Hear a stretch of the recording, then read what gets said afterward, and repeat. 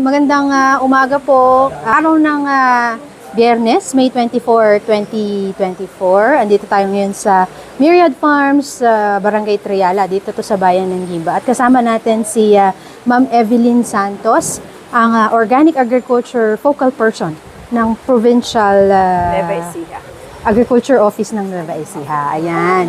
Ito, malalaman natin kay Ma'am Evelyn kung ito po bang organic agriculture dito sa Nueva Ecija, kamusta na po? Ano na po ba ang progress? Nung una, parang deadma yung mga magsasaka natin.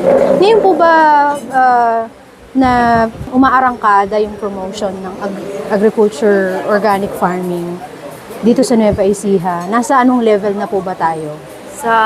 Kung titingnan po natin, out of 274,000 hectares po ng agricultural land dito sa Nueva Ecija, meron lang po tayong 14,000 devoted to organic agriculture. So kung titingnan natin, napakalayo pa ng ating habulin.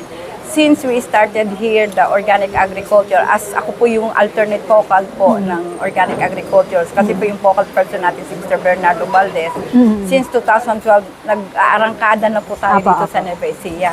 So this time po, the year 2024, nasa 14,000 mahigit na po ang ating organic areas, and we have 48 farmers cooperative association na po dito sa atin. Na nag-organic? Nag-organic na agriculture po. po. Ay, marami na rin po pala. Yes. Compared po yan sa dating bilang. Marami na po ngayon. We are increasing. So, dahil po sa katulungan ng ating provincial government, sa pangunguna po ng ating provincial governor, Governor Oye Matias Umali, maging po yung ating mga committee chairman po sa iba-ibang pong larangan po ng agriculture, lalo na po sa city and municipal agriculturists. Sila po yung ating kasangga po dito sa ating trabaho sa provincial agriculture regarding po sa organic agriculture program.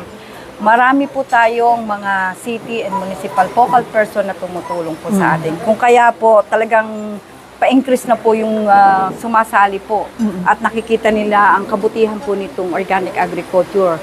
Number one po yung food safety. Apo. Dito po sa bayan ng Gimba, ma'am, gaano po kalaki ang organic farm na? May idea po kayo? So, yung dito po sa Gimba, bagamat ito pong sa kalipunan ng organikong magsasaka, sila po yung pioneer nating FCA dito. Meron na rin po mga ilan, pero hindi ko po tiyak yung ilan po yung exact ano po. So, ngayon po, tinutulungan tayo ng Municipal Agriculture Office. Actually, ito pong Gimba, meron po silang municipal ordinance po, especially when it comes to fund allocation. Meron po silang 1 milyon na allocation po dito. Para po sa organic farming? Para po sa organic agriculture. So, nakita natin ang suporto po ng local governments, pangunguna po ni Mayor Galapon. And then yung pong ating ating municipal agriculture si Ma'am Nida. So, ang ating aim ay mapalago po itong organic agriculture natin, hindi lang po dito sa munisipyo ng Gimba, maging po dito sa lahat ng sa buong Nueva Ecija. Buong Nueva Ecija. We have 32 municipalities and cities kasi po, kaya kung ikukumpara natin sa ibang probinsya, tayo po ang pinakamalaki. So, kailan lang po nagsagawa tayo ng reactivation ng Organic Agriculture Technical Working Group, maging po yung local technical committee po, ipinaalam po dun sa ating municipal agriculturists at maging po yung focal person natin kung ano na po yung gagawin. So, baka po next month or next month po ay uumpisa na po ito para po ma-promote po natin yung organic agriculture po dito sa Nueva Ecija. So marami na rin po pala talagang mga activities na talagang mag-uplift ng promotion ng agriculture. Nagpa-practice po ba kayo ng OA? Yes po. Actually po, sa ngayon po, proudly to say, talaga pong nagpa-practice ako, nag-organic din po ako ng peas pan, sa crops. Kaya lang po, wala po akong malaking area. Pero, dinidisseminate ko po itong organic agriculture, not only to ordinary person, I mean ordinary farmers natin. Kasama po natin yung special forces ng Fort Magsaysay po. Kahapon po nagsagawa kami doon ng organic agriculture promotion. And at the same time po, tinuruan natin sila kung paano magtanim sa mga seedling trays using the organic fertilizer na sila mismo ang gagawa. And then, andun na rin po yung mga sa fisheries natin. And soon, siguro po, bibigyan din sila sa mga livestock. Yun. Sana po ay matularan din ito ng ginagawa natin, hindi lang dito sa probinsya, maging po sa iba pang mga probinsya sa buong Pilipinas. Ayun. Maganda rin naman po kasi na pag nagpo-promote ka ng organic farming, ay ikaw mismo ay mismo, nagpa-practice. Ma'am, yung pong ganitong mga projects, for example, yung Organic Agriculture Livelihood Program, papaano po ba sa ngayon, since kino-convince natin yung ating mga farmers na mag-practice kahit papaano, kahit sa sariling consumption lang ng organic farming, paano po sila makaka-avail ng ganitong mga programs? So, kung sila po ay beginners, pwede silang maka-avail through trainings muna. So, ipaunawa natin sa kanila, ano ba itong organic agriculture? Bakit nagkakaroon ng organic agriculture? Ano ang mga benefits nito? So, pag naunawaan na nila yon, ituturo natin pa isa-isa paano maiwasan ang paggamit ng mga commercial pesticides. No?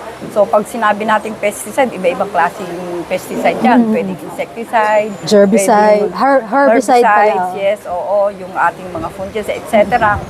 Ngayon, ituturo naman natin yung para mas madali sa kanila. Gumagamit din tayo ng mga pesticide, pero mga biological pesticide, or we call it the biotic agent po ang ginagamit natin. Ginagamit din natin po yung tinatawag namin mga concoction. Yung po, yung mga concoction, yung mga soil amendments po yun, na itinuturo sa kanila isa-isa, na ito ay pang-control ng peste. Kung meron pong peste, ito naman ay pangpaganda ng pananim para tumaba siya.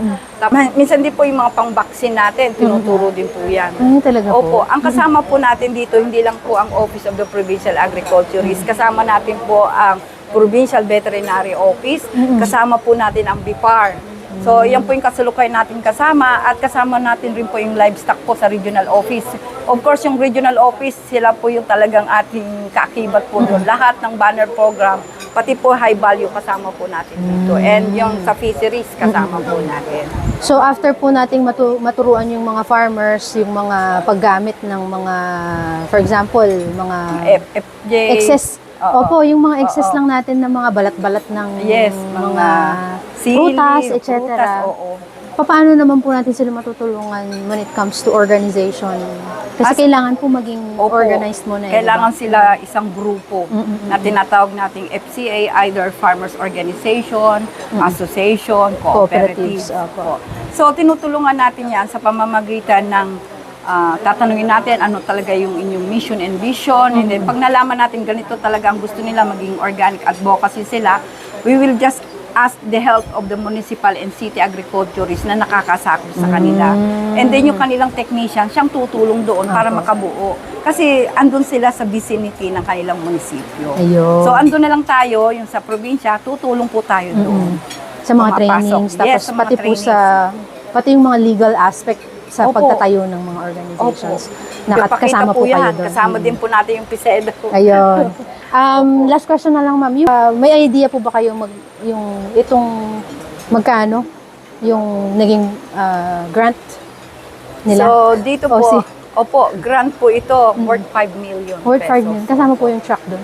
Opo, kasama na po yung mga hauling trucks nila. And then yung mga susunod. Sabi nga po nung isa natin kaninang speaker, may mga susunod yan. Yes. Kung hindi man po nila makuha yung talagang gustong-gusto nila sa isang organization, we have other banner program na pwede nilang i-link. Pwede nating i-link sila Apo. sa pamamagitan po ng endorsement ng ating kapitol. Ayun. Thank you very much, Ma'am Thank you very Evelyn. much po. And good luck po sa mga Okay. activities. Thank you very Hi. much.